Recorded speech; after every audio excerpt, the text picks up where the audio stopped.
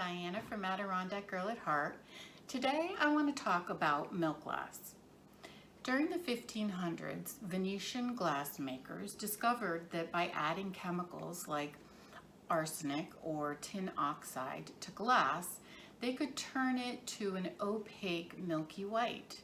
And initially it was very popular, but over time, interest in the glass waned. But there was a revival during the Victorian period, and people fell in love with it, partially because it had a similar look to porcelain, and wealthy families were setting their tables with porcelain. So the milk glass gave middle-income people an opportunity to have a similar look in their house. I have a couple of pieces that I want to show you. This one you might remember from last week. I just picked it up at a flea market. It's very Victorian look to this vanity jar. It's got a very ornate decoration around the edge.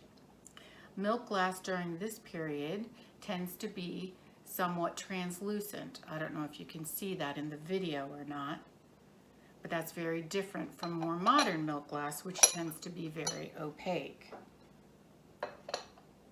Here's another piece from the Victorian period, also translucent, really delicate and beautiful. This piece was probably hand blown, but the pontil mark was ground down. And then I wanted to show you this blue milk glass piece, because milk glass comes in colors other than white. You can find it in pink and yellow and black and brown and in blue. This piece was hand blown. You can tell from the pontil mark on the bottom. That's where it was broken off by the glass maker from the glass tube that he would blow air into. This one has some hand painted decoration on the front. So that's a couple of Victorian examples. Now we're going to rush forward to the 1940s, when there was another revival in interest in milk glass, because interest had waned after the Victorian period. Companies like Fenton Glass, Westmoreland Glass, Indiana Glass started to produce milk glass in their own patterns, and it took off like crazy. And the result of that is that today we can find milk glass from that era very easily and very cheaply. So I'll start with a piece of Westmoreland glass. Westmoreland Glass is located near Pittsburgh, near where my husband is from. This piece is called Paneled Grape. It has these embossed grapes and then embossed leaves right up to the top. The mark on Westmoreland is usually a W with a superimposed G over it, and it's often found on the bottom, but not always. I'll have hopefully a better picture of that mark in the blog post that I'm doing on milk glass. This one conveniently also comes with a tag. It says authentic milk glass. Westmoreland was in business from the early 1900s up until 1984, when they closed their doors. Other companies also produced a grape pattern. This is an Indiana glass vase. They called their pattern Harvest Grape. And this glass is not of the same quality as Westmoreland. Westmoreland glass is completely smooth and glossy. This glass is not glossy. It actually has a very fine texture to it. The embossing is not quite as detailed or beautiful. The grapes on the Westmoreland piece actually jut out farther than the Indiana grapes. So that's one way that you can tell the difference. Learning exactly what the pattern looks like will resolve that question for you also, because while it's grapes and grape leaves, it's different. It's a different configuration on each company's piece. I also have this Harvest Grape Compote by Indiana Glass. It has the grapes and leaves. I didn't actually realize that I had a collection of milk glass until I started gathering pieces from around my house. So many of these I use as vases for flower bouquets and flower arrangements, but I also have a few pieces in my bathroom holding makeup and Q-tips and things like that. I have a piece in my ironstone corner cupboard. I have a milk glass cake plate in there. And I have a few pieces of Fenton Hobnail milk glass in my china cupboard. This is Fenton's most popular pattern. People went crazy over it. And the glass, like the Westmoreland glass, is really beautiful and well made. It's glossy and it's perfectly smooth. Not all of Fenton is marked. But over time, as you see and hold the pieces, you'll learn to tell a piece of Fenton from something else. I have one of those pieces here. I don't know whether this is like a recent knockoff or just an older piece of milk glass in the hobnail pattern. Fenton didn't invent the hobnail pattern.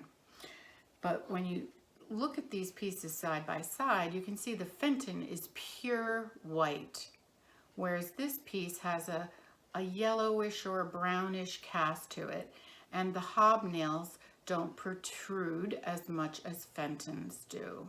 So it's different, and it's also translucent. Some sunlight gets through this glass, whereas the Westmoreland and the Fenton are completely opaque. Here's another example of a Fenton Hobnail piece. And then just for comparison, I wanted to show you this Bud Vase produced much more recently by the E.O. Brody Company that I've never heard of. It's not as white as the Fenton. The glass is not of the same quality. And the pattern right here where the two sides come together doesn't match. Two of the hobnails are sort of merged together into an oval shape. It's still very pretty. I use it as a bud vase, but it's not Fenton. It's not of the same quality. So if you're going to try to sell these pieces, the Fenton is going to be worth much more, well, not much more, somewhat more than a newer piece like this. And just final piece of Fenton, this is a milk glass Silvercrest vase. This clear trim on the ruffled edge is known as Silvercrest. So that's the last piece of Fenton milk glass. Another company that produced milk glass is Ellie Smith, also a company from Pennsylvania. They're from Greensburg, which is right near where my husband's family is. This bowl is known as #1 Fern bowl. I have no idea what that means, but I love the shape of it and the nice trim right here. Ellie Smith went out of business in 2004, which is when Fenton went out of business, 2004. Here's a piece with a moon and star pattern, which was produced during the Victorian period, but this is a 1940s, 1950s piece. I'm not sure the company that manufactured it. It could be Ellie Smith. I'm not sure, but it's nice quality, very smooth and very glossy. I have a couple of other pieces that I don't know who the manufacturer is. I really think this is super cute. I love to put flower arrangements in it. I really like this design. It's definitely a 1950s, 1960s graphic design. Not as high quality again as Westmoreland or Fenton. It's got some texture to it, but just really cute. And this piece here, I can't decide if it's Victorian or modern. It is somewhat translucent. It's very heavy. It was not hand blown, definitely molded. Love this pattern on this pretty dish. And the last two pieces I want to show you are really new.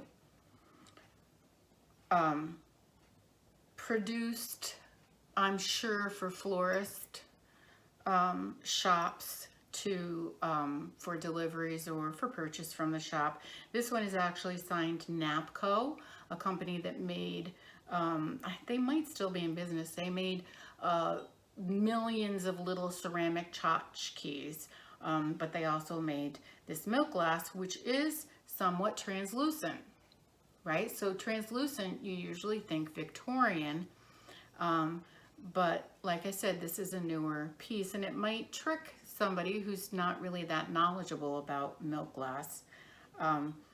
This piece also is slightly translucent, and a much later piece, not produced by a quality company like Fenton. You can see the color and color difference and possibly the translucence. I'm not sure about the lighting in here. So that's a few pieces of milk glass that I have right now in my house. Some of it I am going to try to sell and see how that goes. I'll report back on it. Thanks for joining me today, and happy hunting.